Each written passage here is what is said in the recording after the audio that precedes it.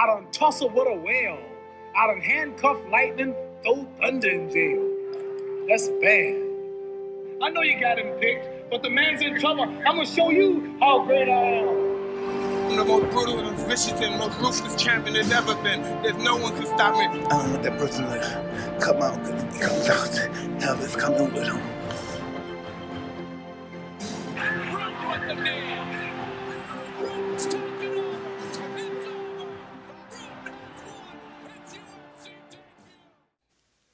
Welcome back, everybody, to the Me and Jesse podcast. My name is Mark Pavelich, away in the Rock.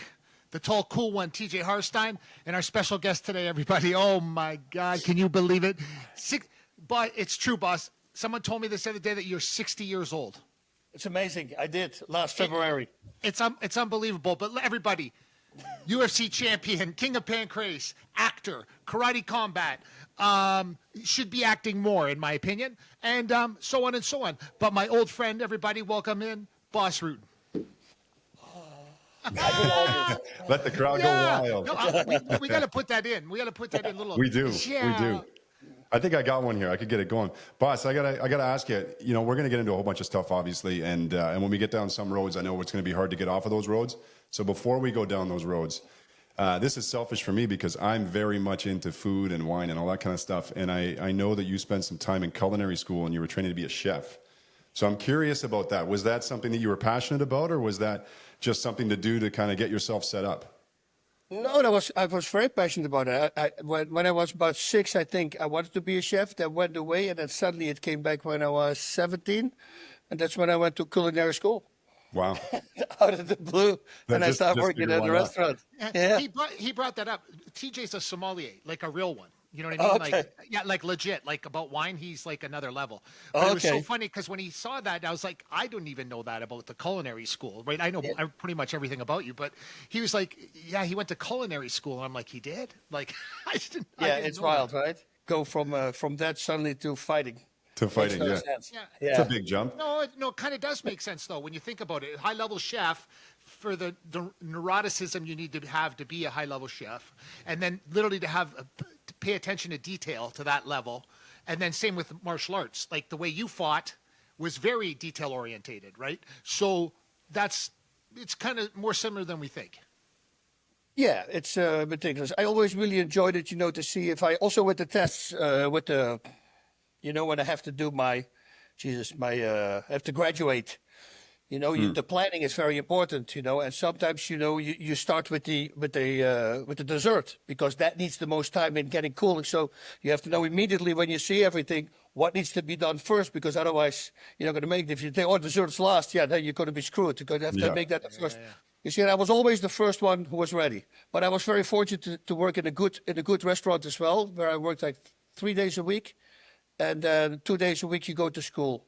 And that is all. There's only certain restaurants can do it who follow the same culinary style as the French kitchen, and that's how you learn. And thankfully, I had a really good cook. Like the chef I had was a really good guy, so that helped me a lot. Isn't that the worst though? When you have a great meal, you have a great appetizer, and then the dessert comes and it sucks, and then they go and give you shitty coffee at the end of it too, right? And it's like when you started out, it's like having great foreplay and terrible sex. You know what I mean? That's how I've always attributed it to. I have lots of friends that are chefs. I'm like, come on, man. Like, everything was good. We were going so good. And then the main course came, and then it was great. And then all of a sudden you have the dessert, and it was like, oh, my God. And the coffee was terrible. And it's like, oh, what happened? Yeah, that's a shame.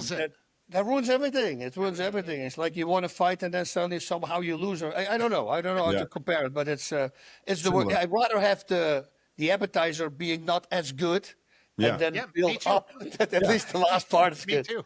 Get to the good stuff, Yeah. Well, to tie onto that too, I also read that you had a cooking show that was going to come out called The Grandma's Kitchen with Boss. Is that right? Oh, no, actually, we were thinking about that, for a bit. It came from a commercial that I did, I think, with Tokyo 5. Yeah. Where I played in the kitchen also something, and then I said, hey, maybe that's a good idea, but nothing ever really came from it. And with my crazy schedule, all over the place, it's very hard to plan things for me. Yeah, no kidding. I definitely would have watched that, that's for sure. That's a unique one. Cooking with Boss is not the first thing you'd think about with Boss Rutten, that's for sure. Freaking weird, right? Yeah. Martha Stewart would be in trouble, though, boss. Let's be honest, right? Like a cooking show between you and Martha Stewart, she'd be in trouble. That would be You something. know what I mean? Yeah, Big it time. would. It'd be fantastic to watch. Gonna beat everybody. Yeah, you know what? You know what happens on this show? A lot of weird stuff. We have all these famous people on our shows, and they all want to manifest stuff. And I'm not a manifester. You know, like people use that terminology, manifest, and I'm like, I wish for things, I pray for things, and they usually come true for my whole entire life. But I'm telling you, boss, the weirdest things have happened on this show when people kind of put it out to the universe. And when he was telling me about a cooking show, I said, I'd watch boss cook. Like I would watch you do, like I would watch you cook. You know what I mean? Like it would be, first of all, it would be entertaining. I know for sure you'd know what you're doing because I know you would never go to embarrass yourself. So I would think this is the title's got to be changed, but we'll figure out something to put into the universe with all the Hollywood people out there. And I want to know why you're living in Texas now too. You got to tell me that because I know there was a big homage out that direction from mass California. exodus. Mass exodus. I don't have a question. I'm going to have a conversation with you, but I want to know what are you doing? I love Texas. So what are you doing in Texas? Texas, also Texas for the Texas, right? That was the thing with us, you know, with COVID coming around, everything and everything going down the drain and the whole stupid things that they said we had to do. I knew it was bullshit, you know, and then being so hard on it. And thankfully, I live in Ventura County where they're much lighter than in LA. So that was a good thing. And but with the company, my company, the O2 Trainer, you know, it was hard to get materials now from China. Suddenly everything starts slowing down. And we looked, we got nothing coming in.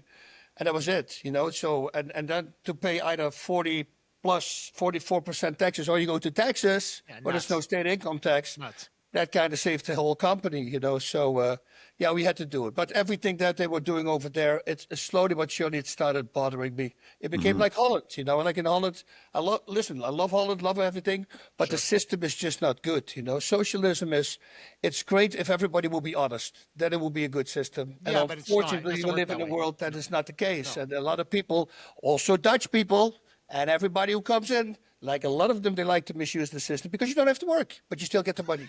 Yes. You know, and unfortunately, the It's taxes called go up. Canada. It's called Canada right now. No, I Are know, you kidding man. me? You guys. Don't even get me worst. started on it. The worst. It's just a shame. It's such a shame, and people don't see it. You know, they don't know the truth.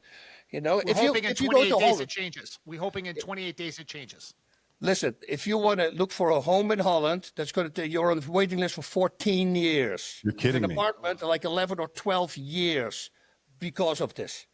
So, and it's like if you have a neck injury, like I had with my bicep, look, it's all gone here.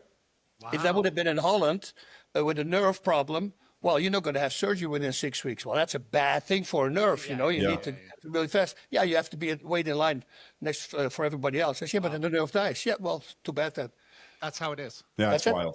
Those systems always seem like a great idea, but like you say, if first of all, if everybody's honest, it's great. But then on top of that, the waiting lists and all these different things and the processes you have to go through, the bureaucracy, it makes it insane.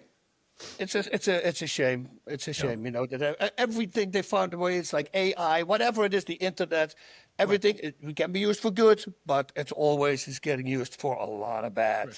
Mm-hmm. And that's what's wrong with the world today. There's so much hate and But there's something that's really good with the world right now, and it's something that it's really odd that all the years that we've known each other, you and I have never talked about this subject together.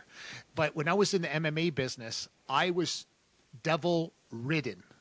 Okay, and I use that term because I was devil-ridden. I didn't bring God with me in the MMA world. And it was weird because some of my pastor friends would come to the shows and they'd pray with some of the athletes when you were around. And I never brought it up. I thought it was a weakness for me when I was younger. The day after I stopped in the MMA world, which was 15 years ago, I didn't miss church one Sunday, not once. But I didn't change myself from the outside in. I changed myself from the outside, you know, inside out. Inside out. But when I read your stuff about Exodus 90, which I implore all men, regardless if you have spirituality in your life or not, there's something about the guideline of Exodus 90 that you're doing that is lost in men throughout the world. And I don't know how to explain it in a nice way, so I'll let you do it because I think manhood now and men in general are so backburnered on the grand scheme of things. And basically there's very few people that understand exactly what I'm talking about, but I know you can explain it better. Yeah, but to begin, it's like men have become effeminate, I always say. You know, Yeah. and effeminate isn't it's an attachment to pleasure, but an unwillingness to suffer, to stay away from it. Now, when you say suffering, I tell the people, it's really where we talk about sinning and suffering. Like, when you suffer, you don't sin, and when you sin, you don't suffer. And people go like, whoa, what? And then I'm going to explain it. Like, for instance, if I want to have a third glass of beer, which a long time ago, you know me, I was crazy, then I simply take the third glass of beer because I would do everything in my power. But if I say no to that, for that moment, that will be suffering for me because I can't have it. But a real man can say after 2 drinks, I'm not going to get the third one, I got to drive. That's a real man. You know, it's the same online. You're scrolling online, you know, you set an alarm, 45 minutes, scroll, do whatever you want to do. But don't spend 80, of what is it now? An 18-year-old right now spends 93% of his free time on the telephone. There's no more goals, no more nothing. They see all the people who are successful. Everybody, or lots of people, are jealous on what you have, but nobody's jealous on how you got there. You know, they want the immediate result. Correct. So in order for man to become man again, they literally have to start saying no to certain things.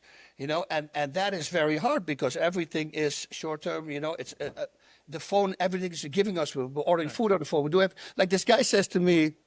Last time, my wife filmed me with I was like 8 months ago or something here, mowing the lawn. And then she posted about it. And the guy right away, of course, oh, TRT. I go, yeah, I do TRT. And I go, but, you know, I know exactly what kind of person that is, by the way, but why would I say it? But I said, maybe there's also a different reason that I'm looking like this. Like, I mean, if I wake up in the morning at 5:30, I leave the dogs out here in my backyard, then I get a coffee, the dogs have peed, now I go into a man cave here, I spend an hour on God, and just so that's prayers, it's readings, and it's meditation. Then I'm going to walk the dogs, and when I'm in the park, the park is locked, I let the dogs free, then I use my O2 trainer to breathe my breathing muscles. When I come back, I take another coffee, also with protein and with good stuff that I put in there as well. Anyway, egg yolks, I put a bunch of egg yolks in there. I drink that, and then I jump in the cold plunge. From the cold plunge, I go work out. And after the workout, I go into the red light sauna. After the red light sauna, I'm making my own food. I'm not buying it. I'm eating 2 pounds of sweet potatoes, like I eat a lot, and like a big steak. And now it's 9 o'clock, and I already did all that work, you know. And then I start my day. And then if you don't take sugars, and you don't eat fried shit, and all that stuff, you just eat healthy. That's how you look like this, but it's not magic. Yeah. Correct. Stick a syringe in there, and suddenly you look like that. Why am I not hearing you? Why am I not hearing this more out of you? Meaning, like, this is the only thing. Like when we were talking about the show, there's a million things I can ask you. I know you for 20-something years. You know what I mean? Maybe even longer. Maybe for longer, yeah. When I saw you, like, there's 2 things I'm super comfortable talking about is MMA fighting and God. Those are the 2 most comfortable things I'm comfortable talking about, and I've educated myself on both to the highest degree. And when I saw you talking about Exodus 90, I was like, oh my God, this is like really good. Like, I think men, if there was a time in the life where men needed something to grab onto, it's this. Listen, ladies and gentlemen, go check every episode of this show. I have never talked about people's products, about what app you should buy, ever, not ever. 180 episodes. I'm telling you, Exodus 90 men, please. 5 times men are killing themselves more than women. 5 times more. That's a fact, okay? I've talked to men now, like lately, and now their kids are gone out of the house, and they're wondering why their children don't call them anymore because their children now have an depiction of them, how they were mistreated to some degree, and these men now feel like they've made these huge mistakes in life, and now they're walking over to the bridge and jumping off. I know more people, boss, that have killed themselves than have died of cancer. I do. Wow. So you're telling me if there's not a time for Exodus 90, it's right now, because literally this is what men need. Because as we found out, men don't talk to each other like this. We're on the show right now, so we're going to talk about it. But usually it's like, we don't want to talk about it. I'm okay. The guys that tell me they're okay, those are the ones that are jumping off the bridge. You know? Yeah. Well, that's too hard for people. You know, if you read Exodus 90, then I say, okay, let's get the big one out of the way. Apparently, this is a big one. You can only take cold showers for 90 days. Yeah. Not one warm shower. Well, you can on a Sunday. You can break one rule. So if you decide to drink one beer, or smoke a cigar, or get a warm shower, that's up to you what you do. Or watch a TV show, because you can also watch TV. Yeah. You know, and you can't be on your computer. You can only be using your computer and your phone for work. For work. You can only listen to music that lifts the soul to God. So everything is like, and you can see exactly when I began with it, because it's like, I think this is the 7th year I do, or the 6th. And you can see when you go back, I'm on social media, blah, blah, blah. And right after Exodus, at the end of Exodus, I think I did an 80% drop. You don't see me making pictures, thinking about the future. What the heck? Why would I post that picture? You see, so like all these things that realizing it's so stupid. Yeah, and I want agree. the likes, I wanted this, and I wanted that. And then you start realizing that all the stuff that you can have is not going to make you happy, you know. It's people confusing happiness with pleasure. That's what I always say. That's why they get married really fast, because the sex is so good. But guess what? That goes away. And that's why everybody's freaking divorcing again, because they didn't marry each other for the right reasons. Correct. And it drives me insane. It's so easy. Once you lock into a certain system, you think, I like to work out. I hate right now working out. Why? Everything hurts. Yeah. But I'm doing it because I know how I feel afterwards. And I'm not saying, oh, yeah, but boss probably likes working out. You have no idea. But and I'm not going, oh, do I have to do it now? No. Once I say yes to myself, I do it. That's it. I just do it. And once people start doing that, once you don't lie to yourself, that is the most important person you should ever lie to yourself. And with that, I say, for me, alcoholic, right? Used a lot of drugs, a lot of things. Today, I'm not going to drink. If I tell myself that in the morning, I'm not going to drink. If I drink one beer or a half a beer or a half a glass of wine, I feel like a piece of crap, like a pussy, I say nowadays. P-U-S-I. I made an abbreviation of the word pusillanimous, which means lack of courage, lack of determination. I'm writing that down. Yeah, because I'm using this a lot now. People go, you say that word weird. I say, no, I say you're a pussy. Yeah. You're pusillanimous. And once you simply start saying yes to what you tell yourself to do. Oh, I want to start working out again. Okay, do it today. Yeah, it's already late, tomorrow morning. No, but I'll start next. No, why not now or tomorrow morning? Because otherwise you're going to steer away from it. You know this, you're going to do it. Yeah. And it drives me insane, all the diseases with COVID and all that stuff. All the healthy people, zero problems. Weird. Yeah. But all these people eating and this and everything needs to come to them. And they're so unhealthy. And then they start complaining. I go, dude, look the way you look. A little bit, take care of yourself. Yeah, I mean, we got a body from God, right? The Holy Spirit within you, who you have from God. You're not your own, for you were bought with a price. That means glorify God in your body. It's like somebody gives you a new car, and then 2 months later, the car's beat up, it's messed up. What do you think a person thinks? Well, God gave you a body. Let's keep it healthy. I think one of the biggest problems is the fact that everybody's so entitled to all of these pleasures, and they feel like they should have them because in their mind, I work hard on whatever it is. You go to work every day or whatever their thing is that they find difficult. And everybody wants to talk about why things are difficult instead of talking about why you should do things that are difficult in a certain way to create discipline and actually get to achieve those pleasures that you really, really want. And when you're doing that, and whether it's cold showers, whether it's cold plunges, whatever the case may be, when you're dedicated to a system and you actually go through that system step by step and you stick to it, those things that you get at the end of it feel infinitely better and more fulfilling than they ever would have if you had to just grabbed them and bought them for yourself because you think, oh, this is what I deserve, and I go and have it. Food tastes better when you've disciplined yourself to have that food. It's just the way it is. Yep, 100%. You need to work for it. It's like being a champion. I always talk about, you have to train. If I didn't have to train and no injuries and no working around injuries and all that stuff and then still win, what is that going to do for you? Good and bad. Why is this good and bad? Because if there's not bad, we don't know what good is. People have never walking around like freaking programmed freaking dolls. There's no comedy, there's no nothing because we don't know what it is. You see, so it hangs in the balance. How that works later, we'll figure out if we go there. I don't know, I have no idea right now. But I mean, people are just, trying to find ways to make it easier on themselves. Everything is comfort, and it shouldn't be comfort. Life is hard, and you have to go through it. But every day, do a thing, at least one thing that you don't want to do. I tell everybody. That's such an important thing to do because then a certain whatever you got in your brain gets growth. That part of the brain, I don't know the name right now, is like in athletes and thrill seekers and people who live the longest, like all these kind of people, they have that to the maximum. And everybody who eats whatever they want, who don't sport, who don't do anything, it's a really tiny thing. And it becomes weaker and weaker and weaker. The only way to make it stronger is to one day say, stop.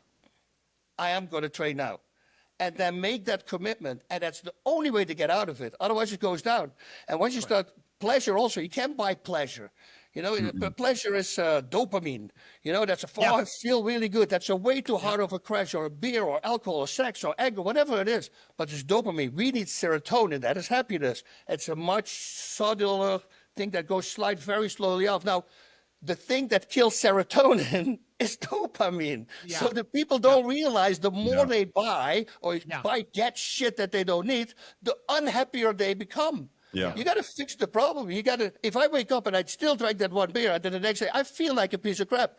If I did that for like 3 weeks, I can't stand myself. And then I realized, wait a minute, if I just listen to myself, at least I can be proud of myself. And that's when my life started coming. Do you ever get caught? Do you ever get caught, boss? Do you ever get caught in situations now where you're like at a barbecue or you're at a neighbor's place or you're invited to somewhere, and then all of a sudden you have one drink, and then maybe you have 2 drinks, and maybe you have 3 or 4, right? Oh, yeah. Do you ever get caught even at 60 years old? Do you ever get caught once in the blue moon? Like, I'm not talking like once a year you get caught. Do you still get caught? It's about that. Once a year, maybe once every 2 years. But then I'm talking about 4 glasses of maybe 5. So it's not like the boss in the old days who have to get carried back in the room. You know, I still have my sense of good. But if I know that I don't have to drive, and then suddenly say, hey, there's a birthday, whatever it is, I'll take a few shots. Then I'm okay with it. But I don't like it because the next day I'm not going to feel good, and I know I'm not going to feel good. So I want to stay. It's with any champion of anything, whether it's a sport or otherwise. But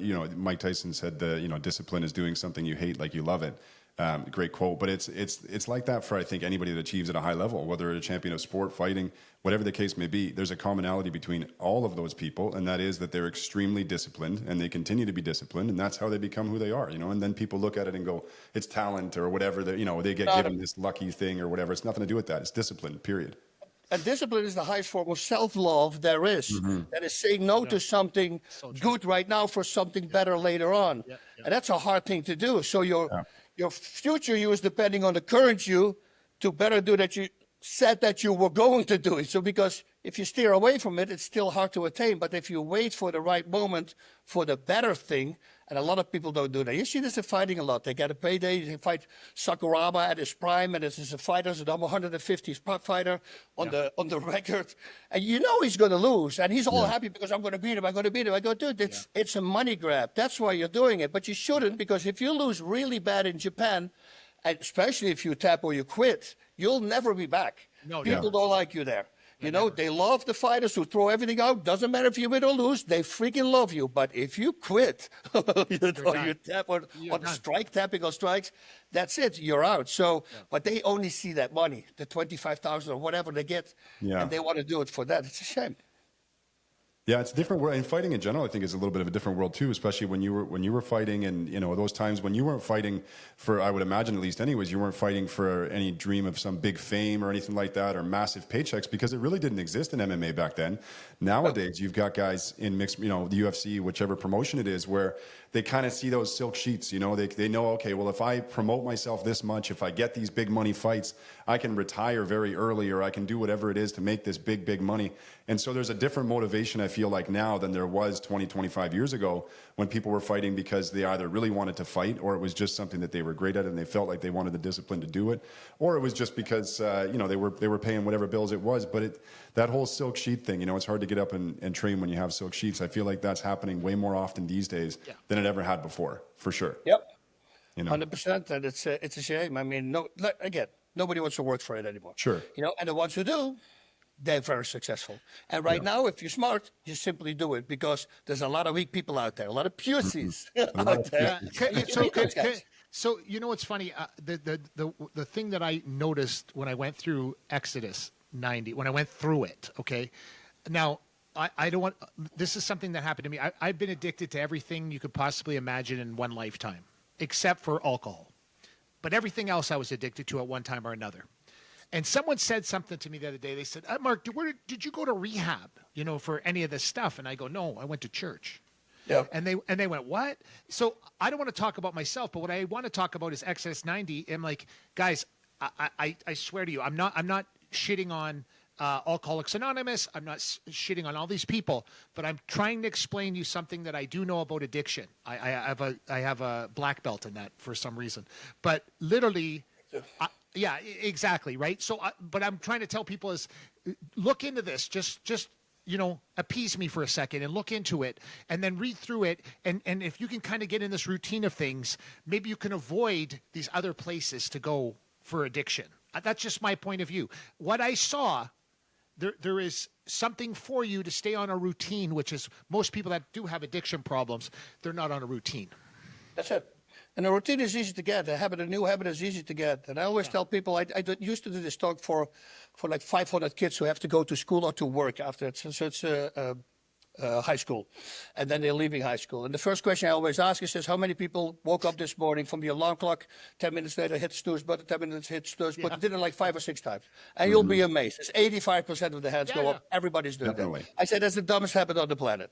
I mean, because the last hour you don't really sleep anymore. You completely lost that last hour. So a smart thing for you would be set the alarm 1 hour later, tomorrow morning, tell yourself before you go to sleep, when the bell rings, I get up and I walk out. Just freaking do it. And that's maybe hard the first time, second time, third time, and then it's already getting easier. And within a freaking month, you don't even need the alarm clock anymore because you're going to start waking up automatically on that time. And now you slept that entire hour. Now, that's a habit. Yeah. You just build a new habit. Now, as easy as it is to get that habit, that's how easy it is to lose that freaking habit again. So you got to be on it. Like using my turn signal in the car, my wife goes like, why do it at 12 o'clock at night? We come here, I mean, you turn here into our home. Why you do it? I say, it's just a habit. I just don't break the habit. I will always do it. Yes. And once you live like that, it becomes much easier, because you don't make mistakes. Well, you still make mistakes. Of course, we all make mistakes, especially this guy. But you know what I mean. When did it change for you? Was there anything that kind of, was there something that motivated you to make any of those changes? But, I know you have kids, and I've got kids, Mark's got kids. A lot of times that'll be a big part of it, So I don't know, is there something that kind of sparked and said, okay, boss, you got to make this change? For me, it was a really weird thing of everything together. I was physically attacked by some spirit in my house. It was the lady who passed away before that. And it was very scary. It was very physical. And it was completely clamped me down. And I know people go, oh, it's, what is it? Paralysis, sleep paralysis. Yeah. In the Holland, we have a complete different pronunciation of that word. It's really weird. But I was completely awake, and there was just sitting something on my chest, but very heavy, and it would stop me from breathing. So I could move my arms, but I couldn't. So almost like something was sitting here. I could not do this. Like I grab it. So I put my foot out of the bed, my leg, because that would still work. I would try to but the pressure was too much. It was too hard. I saw a person walk. One day I came home with the family, and I thought somebody was in the house. I let my wife stay outside. I say, here, 911, if you hear something, hit send. Don't worry, I know where the weapons are, but there's somebody in the house. And then, it's a long explanation. Anyway, I tried to trick a person, and we had a doorpost with a really thick curtain hanging there. And I thought the person was on the other side of the room, so I started on this side of the room, the other side. I started walking, making a lot of noise. Hopefully this guy would do this, and then I would make a U-turn and grab the guy. And I come around the corner, and yes, where the thick curtain hanging, the curtain flies up against the freaking ceiling, so somebody just ran through it. But there was nobody in the freaking house. And that was a big thing for me. That was a freaking curtain up against the ceiling with everything closed, all the windows. I was like, whoa. And then and my kids saw her. Later on, I realized, because they'd have had a problem with her, it was me, because I was a heavy drinker at the time. And I think she was slapping me around, saying, hey, douche, you got a beautiful family over here. What are you doing? Yeah. Because they never had that problem. Yeah. And then the craziest thing was, after my last fight, I took that fight because I was an alcoholic.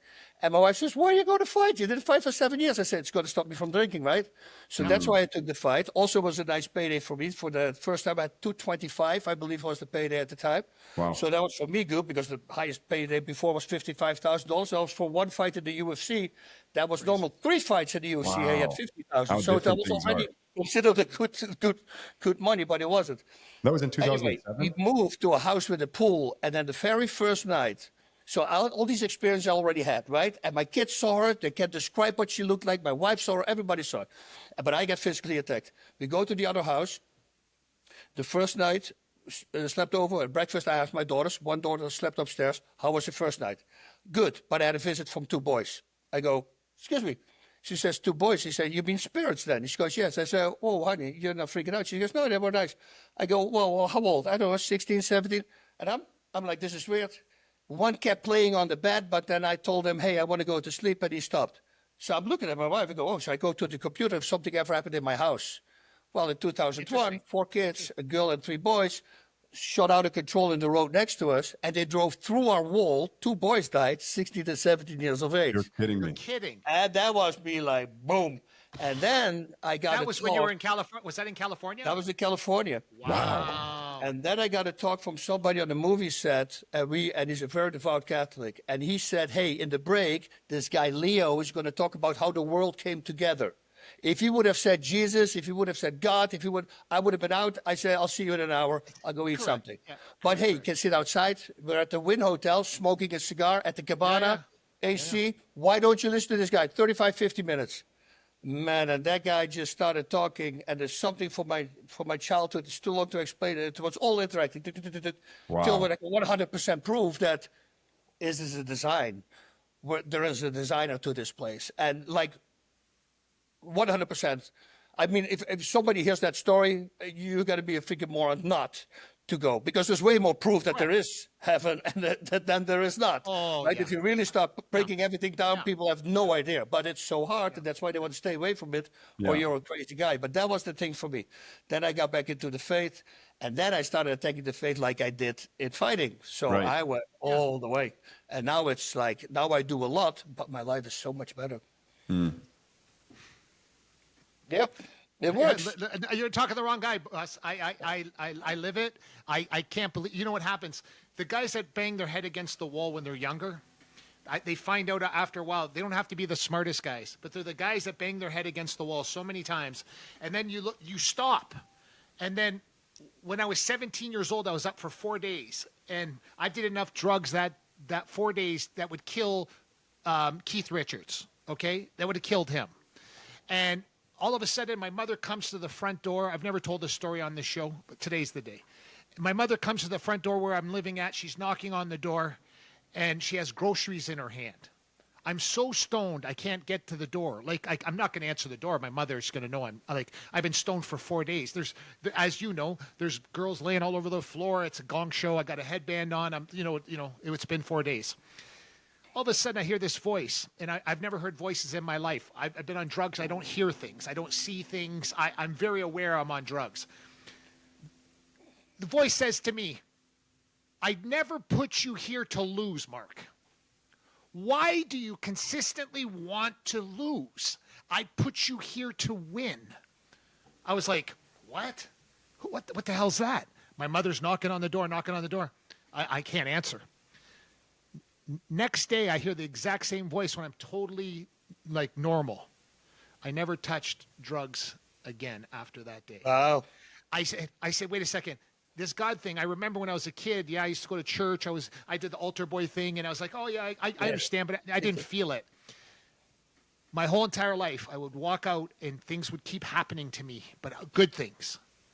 And it was weird how I always felt a presence of every good thing. Wasn't just like, oh, I'm a lucky guy. Yeah. No, it was never like that. It was like something did this for me. I started going in my backyard. Every time something great happened, I'd look up, and I would just feel it every time.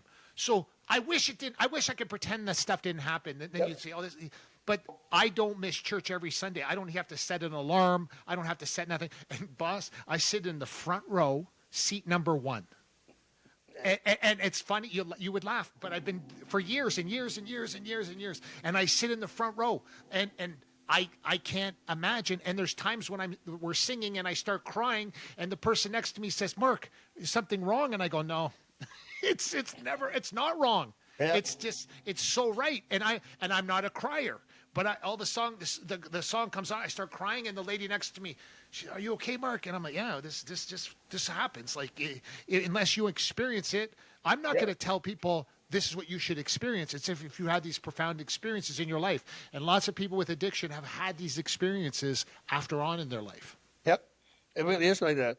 And then afterwards also, once you get back to God, and then you look back on your life, and then all these moments that you go like, That should have been completely wrong. That should have been completely wrong. Correct. And every time I sail through these things, and I go like, and it's such a lot. Also, you go like, oh my God, oh now the two voices in my head when I'm fighting. Okay, now it makes sense.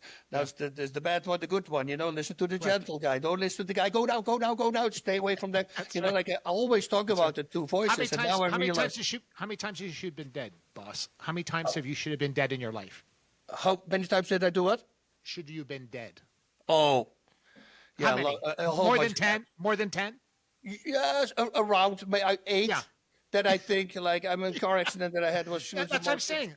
Yeah, crazy. I mean, the whole steering wheel like bent in the car like this. Car completely no roof, no seat belts, going down, shooting over the crash barrier, not even touching it. No roof, no seat belts. My friend is flying back and forth. I remember grabbing him in my cart, and I was just focusing on. And I knew there were a lot of trees, and I knew there was water downstairs. And we missed every tree. We landed upside down in the water. I don't know how freaking deep it is. You're My kidding friend me. is knocked out. I got to kick the windows out. Freaking water comes in. You know, it's, pulling him out. I had nothing. I had a scratch. Like when we went to the car, they go like, oh my God, how are the people doing? I said, I was driving. I go, what? You were driving? And that was yesterday. I go, he says, but you don't have anything. I said, look, I got scratched. And he was like, what the heck? That's It was the most crazy. insane thing ever. And That's crazy. nothing.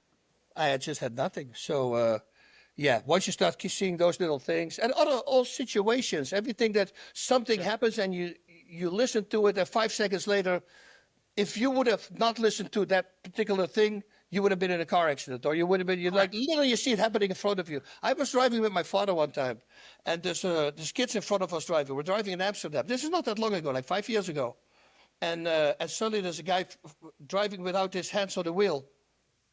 And with his bicycle, and he comes a little bit on the road. So my dad hits the brake a little bit, and then he drives on again. And as soon as he wants to drive on again, this woman, I have no idea what she was thinking, with a baby, comes out of, just walks on the street, out of a truck, from by a van. So there's no way that anybody could have seen. But my dad saw her now, and I go, oh my God! And my father goes, what? I go, if that guy wouldn't have Bicycle. done this, Correct. you would have nailed her 100%. And he was quiet about that because we would have nailed her for 100%. So all these little things, they happen for a reason. And later on, you figure it out, and then you go, it makes it even better, I think. Correct. Are you enjoying karate combat? I love it. It's a great freaking. It's one big family, man. We have a good group of people. It's growing really fast. I think President Asim is his name, but we call him Awesome.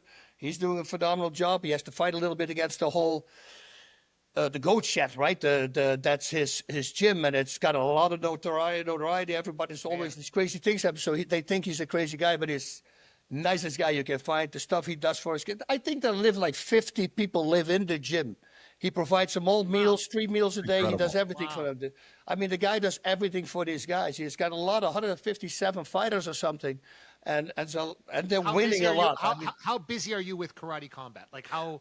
I'm pretty busy now. This month was here, but at the end of the month I'm going to go to Dubai again. May 2nd, I believe, is the Dubai show. That is hard for me. The long travels, the Singapore, and Dubai, and China, and it's just long trips, but. Like I said, it's fun. George St. Pierre jumps in sometimes. Leo de Machida is there. Waterboy Thompson. So these are all good karate guys. Robin Black too. Robin Black, of course, he's there. Yeah. He's doing his fight analysis. He's funny. Yeah. He's doing it all the time. So yeah, it's a fun. I think it's a great show. I love watching it. Yeah. I love watching it. There's something about it. It's just fun to watch. And one of my old fighters, Sam Alvey, he's the current champ, which I think is funny because I said to Sam, I go, if there was a place for you where you belong, it's in karate combat, because he literally is like fighting your Uncle Steve at a wedding. Yeah. But he's got a good right hand. So hence that's where he stays alive. The fight that he's coming up with now, the next one here, that might be a problem for him, right? Yeah. So, as we know, right? So yeah, Tyrone is one of the best strikers on the planet. Correct. That's for sure. But Correct. not freaking Sam, man. He's got that. Yeah. He's got he something. looks like a sheep in wolf's clothing, and boof, suddenly out of the blue, there's that punch. And if Uncle he Ted, connects, Uncle Ted at the wedding. It's just like he doesn't look like he's going to do it, and then all of a sudden the right hand comes, and you're sleeping, and you're like, "How'd this happen?" There's How'd so this many times happen? I've watched him fight, and it's just like you feel like the fight's over, and then he just touches you with the right hand, and the Yeah, he fight's goes- done, and he's raising his hands, he's smiling, like every he's time. always smiling. And the Always. thing is, in Mexico, he broke his ankle during the warm up, and when he comes to the fight, he slides into the pit, and we go, "That's weird." And we see him limping a little bit, and it was a break. I mean, on pictures later on, you saw it was a break, Ouch. and this guy Before just the came out walkout. to fight. Well, he doesn't move much. He doesn't move much, right? Like Yeah. his movement isn't great. He's not you know a what I mean? footwork So I could see him fighting on one ankle wouldn't be a problem. You know what I mean? Because he's He's an animal, man. He's put I the like him. lampshade, put the lampshade on his head, and he's ready to go, man. I'm telling you, this guy. Yeah. But I do hope he does well in the fight. But like you said, Tyrone is something different. Tyrone is an animal. He's very technical, and then on top of that, he's a specimen. So His power, he didn't yeah. fight for quite some time. Hopefully, that's going to help Sam a little bit, but it's going to be a badass fight. And in the clinch, once the clinch breaks, that's when he should watch out Tyrone, because that's where Sam is really good. Yeah, Mm-hmm. you should keep him in the clinch, right? He should keep him in Yeah. the clinch because Him or far away, or one of the two. very far. Yeah. Very far. Very far. It's nice to see all the different things that people that are happening in the MMA community, or just fighting community in general. There's so much more attention coming to it now, and I feel like it's giving a bigger stage to all of that kind of stuff too. So it's amazing to see. There's so much better quality fights in lots of different areas and lots of different promotions. It's awesome. Yeah, and then the way they set it up. And in the beginning, listen, I went through the whole process. I went there when karate guys were literally punching. Yeah, they would stop, and the other guy would keep going. You go, "Oh shit, yeah, you got to keep on going." They were used to that point karate. That was funny with Tyrone. Actually, he was in the World Series of Fighting at the time, and he fought somebody, and he knocks him down. The guy goes down, and he walks to his corner. I go, "No, you got to keep going." He goes, "Oh yeah, there's no way down." That's right. So he had to run back and start hitting. So, but karate combat, the ground and pound rule is great. The angle of the 45-degree angle wall. I mean, the rules. I mean, it's Thai boxing, guys. It's Thai boxing with 4-ounce gloves, elbows, anything goes. So, Yeah. I mean, I'm loving it. That's awesome. Yeah, we're going to come. Me and TJ are going to come to one of the events one time. I don't Oh, care. 100%.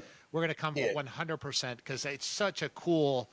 I want to see it live. Well, it puts all the Yeah, elements you that love I it. love in fighting. I mean, I love all parts of mixed martial arts, but I love all of the elements of karate combat. I love all of that. So then to put it in a place where they can do it, so well, I love it. I think it's a fantastic concept for sure.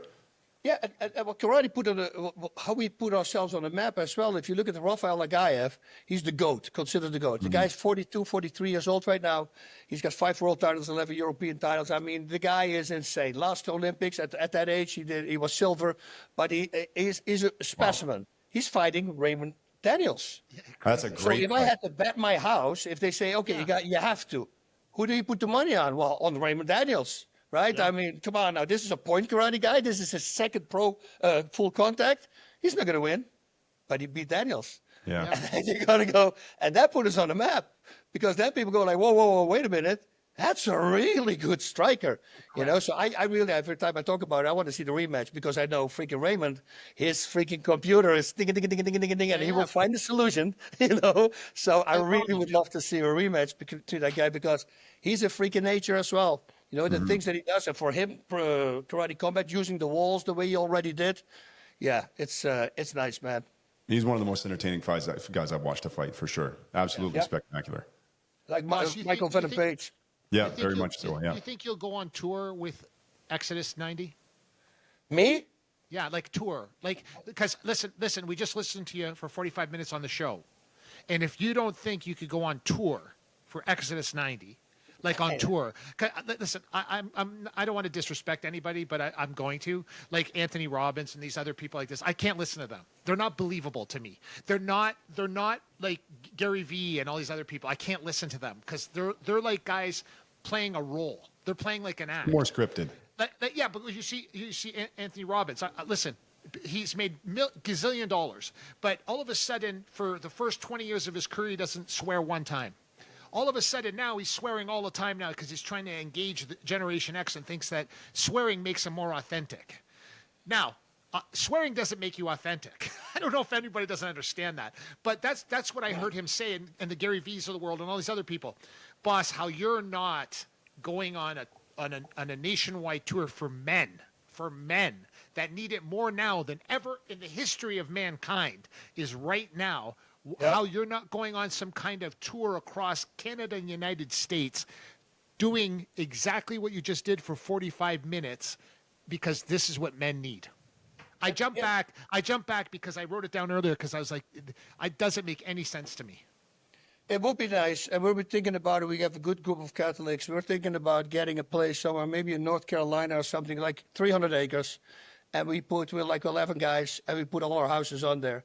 And then we make a place there. We put our own church there. We put our own stuff there. And that's when we can, where families can bring their sons or their daughters, and we have females taking care of that.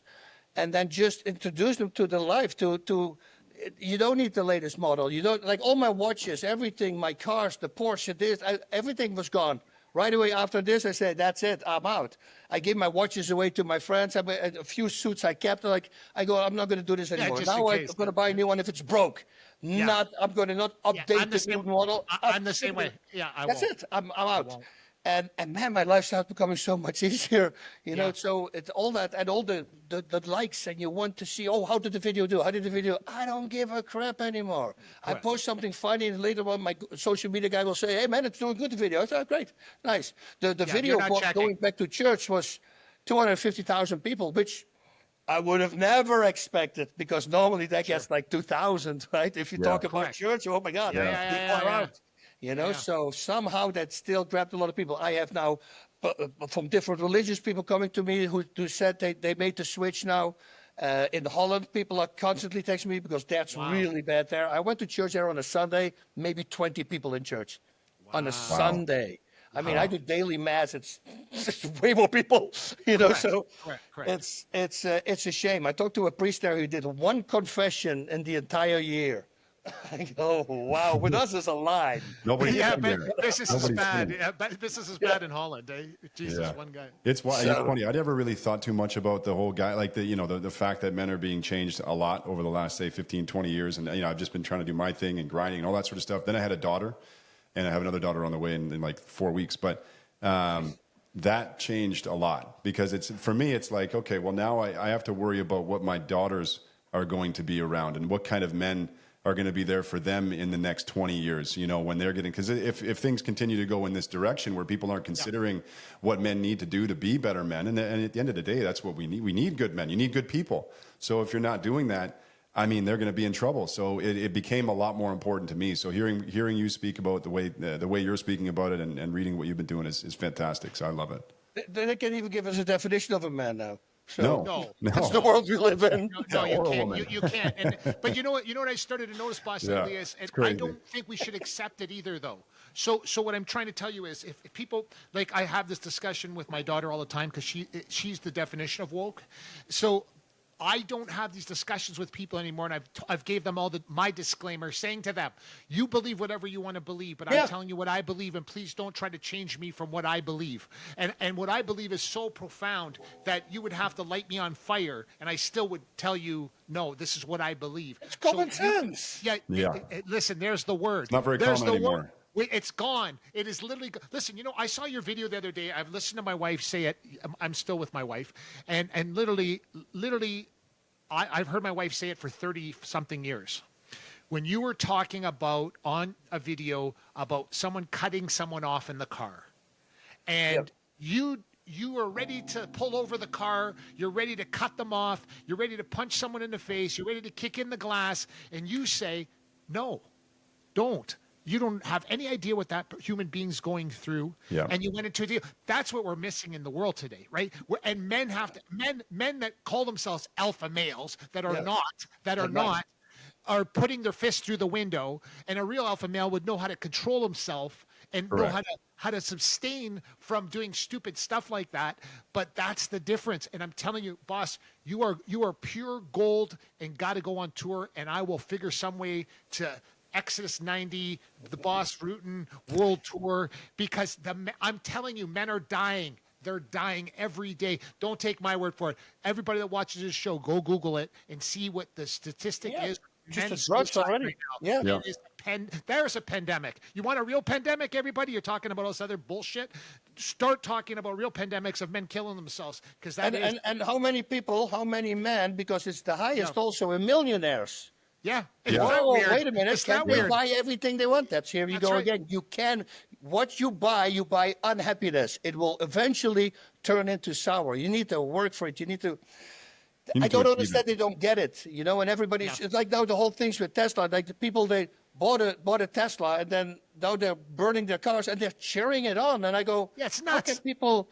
And then the segregation we were talking about with black people all the way in the back. We have that now with Jewish people and with the whole Pakistani. I go, this isn't insane. Oh, that won't ever happen again. We're much older now. It's happening right now. Right now. They don't see Right it. now. And I go, the Tesla thing is, TJ just bought a Tesla too. That's I what did. It's good for the family. It saves us money. What do you want me? You know, who cares? But you know what's That's really crazy good though? for me. But do you see what's going on? It's happening in Canada too. It's not just in the United States. They're standing Everywhere. in front of these places, vandalizing Teslas. They're throwing stuff at people driving Teslas walking by. And I'm like, what world are we living in, man? That's people are amazing. doing this stuff, man. Like, this is crazy. it's like this guy who does so much for charity, so much for America, how many millions or billions he pays for taxes, what he did with the whole space thing, and now these people, saving these people, whose parents are free for other companies to use. You don't have to pay. He only wants the best for the people out there. You think he woke up one day and says, you know what, want the people love me more, I'm gonna do a Hitler salute or something. What? Ridiculous. Why? Ridiculous. How can you think even that? He grabbed his heart and then he did the thing, and I go, Correct. it's so amazing that people are so easily to brainwash into that. And I don't understand it that people, I don't understand it. That's the thing. I can't. No, you're right, boss. My You're brain can't 100%. Boss, you've got no disagreement here. But you know, it's funny.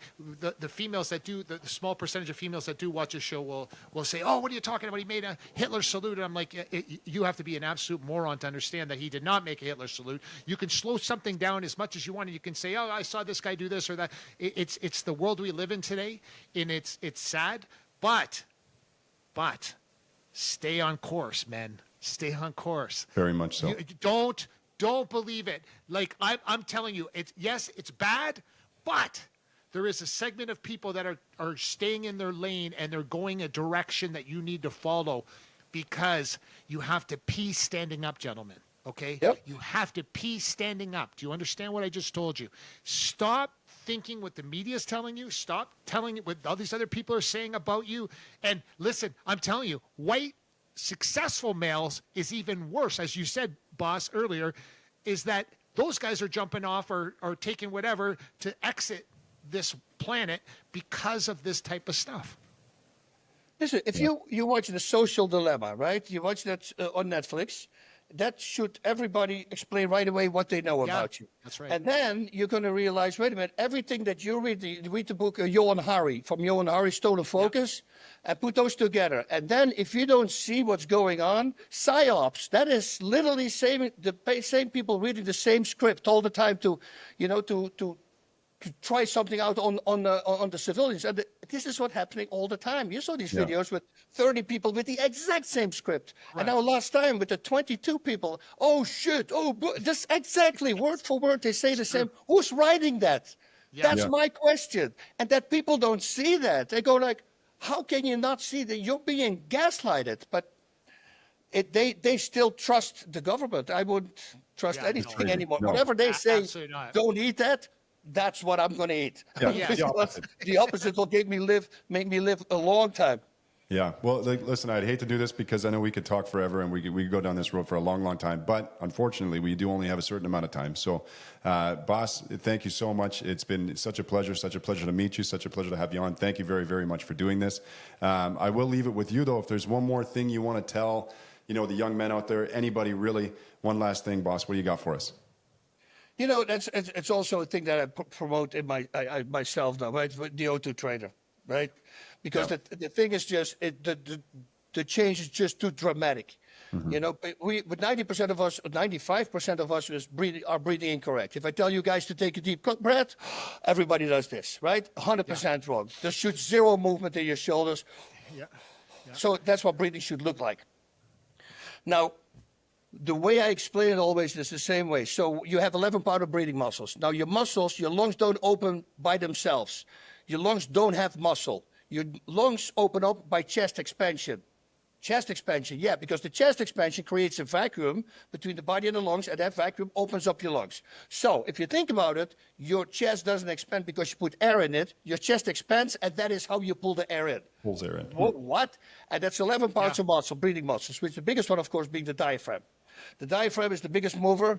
It's a thing, little bit look like this. I look at it here. It's like a bowl cap, kind of thin, dome-shaped muscle tendon. It's really thin, 4 millimeters, but super strong, and it drops down. This is what it does in the body the whole time. And from that angle, nothing happens. From this angle, now you see what it does. It expands, and it's attached to the bottom of your rib cage all the way around, 360, and that expands the rib cage. But since everybody's breathing like this, 4 to 6 of these breaths is the same as one diaphragmatic breath. Okay, good. So what is it going to do for stamina? Oh, 4 to 6 of these breaths is the same as one belly breath. What about that already? But then again, another thing, the stamina, right? How does your stamina increase? What is the reason? I train really hard, boss. Yeah, but that's not the reason. What is the reason? Right. The reason is that when you work out a muscle over and over again, it becomes more efficient at its job. Yeah. And the word efficient says it, uses less oxygen, therefore stamina increases. Okay, good. What is gassing? Gassing, metamorpholex. Yeah. Gassing is when you, let's say, you run a 45-degree angle hill, and suddenly it feels like you get hit by a wall. That is literally your body starts stealing blood. Blood stealing is a medical term. Starts stealing blood, oxygenated blood, takes it away from your legs that you are using right now. Why would it do that? It sends it to the number one priority in your body, your breathing muscles, because 3 minutes without air, you're dead, right? Yeah. So they got priority. Okay, but wait a minute. You just said that if you work a muscle over and over again, then, you know, so why don't I work out those 11 parts of breathing muscles over and over again so they don't have to steal the blood anymore from my legs, and therefore your stamina increases. And therefore, every Olympian endurance athlete is using inspiratory muscle training. It blows my mind. But people want to see a result in a week. You don't. No. It takes 6 weeks to you completely change you from chest breathing to diaphragmatic breathing. But once it's there, buddy, it's the difference is so big, like back breathing muscles. Once you start activating those freaking things, dude, watch out. Like you do 30 breaths with it. I always tell that exercise is exercise number 2, they call it. Don't do it. 15 reps. I did 30 the first time. Next day, I was like dying. Like I worked out my back muscles, really figured out because these muscles you never used before. Never used. Yeah. But then you see the expansion coming, and the more you can expand, the more air you can get. So that is the thing that I tell people. That's what I said. It's the first thing I do in the morning with the dogs. Because it's just 5 minutes. It's not even 5 minutes. I do 5 minutes because I overachieve. But 4 minutes is enough. I just want to do a minute extra, you know, than everybody else. And I post it also on a special website so they can see actually I'm doing it every day for the last 7 years. I missed maybe 80, but that's over 7 years' time. So due to travel maybe. But it's just a habit. Once you develop the habit, just keep doing it. And the difference is just too big. We'll have it on all our social media platforms, everybody. So where you can purchase. I'm going to have one coming to my place too. So yes, and we'll make sure that everybody knows where to get one, and also for Exodus 90, we'll make sure that everybody knows how to get that too. So that'll be on all our social media platforms, and it's a must, guys. Improve yourself. Listen to Boss. Follow him on all social media. He will not answer you back, but he'll get to it one day. Yeah. And I'm posting a lot of self-help things because lately people have been constantly asking me, dude, I love your content, love your content, love your content. So last week I shot already 15 videos and they're going to start coming out now. It's all with how we attack certain problems. All the problems I had problems with myself, that's how I'm going to show you how I overcame those things, you know, because my crazy mind works all the time and I try to different ways. I had a bishop come to me and said, dude, you need to be speaking everywhere. I mean, the way you attack it, it's like nobody does it like that. I said, well, I do it like I did it in fighting, you know, make it more interesting. Awesome. Amazing. Boss, thank you so much again. It was a pleasure. Hope we do it again. Take care. Have the best day. Good to see you, Mark. You too, buddy. Nice seeing you. Ciao. Thanks, brother. Bye-bye. Everybody, Boss Rutten on the show. What do you think, TJ? Boss Rutten, there you go. You know, what a legend. You know, like, man, I could have talked to him I know that, and as the energy was going, we could have been on here for 4 hours, man. That was Yeah, that's the problem. You could, Yeah.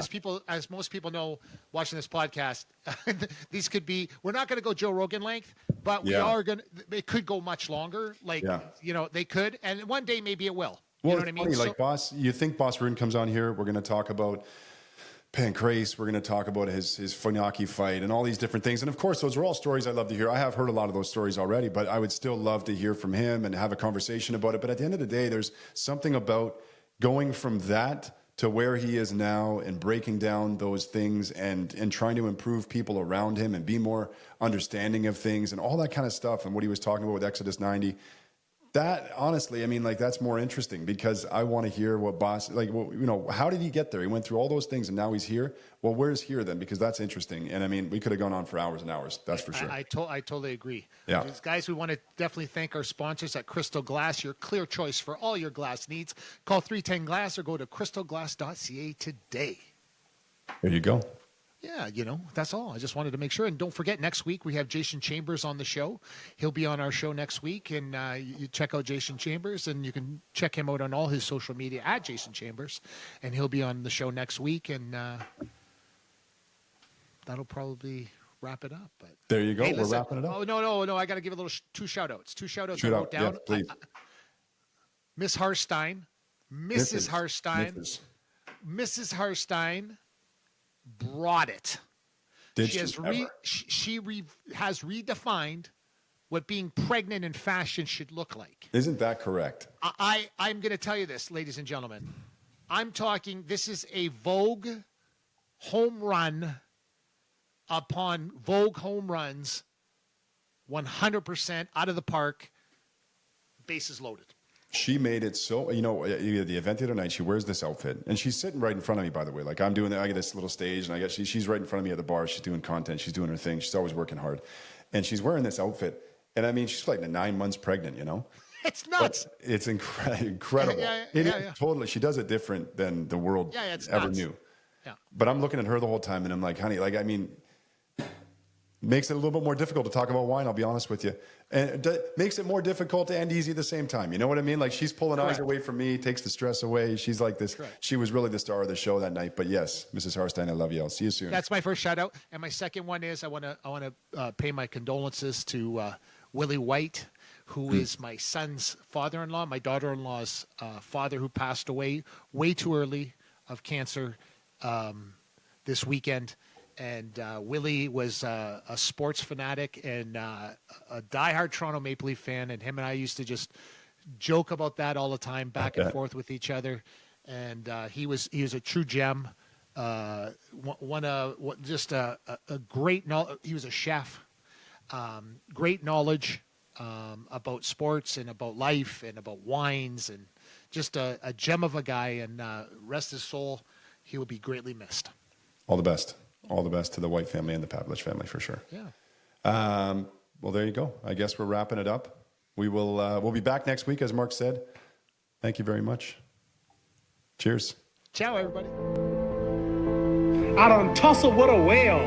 I done handcuff lightning, throw thunder in jail. That's bad. I know you got him picked, but the man's in trouble. I'm gonna show you how great I am. I'm the most brutal and vicious and most ruthless champion there's ever been. There's no one can stop me. I don't want that person to come out, because if he comes out, hell is coming with him.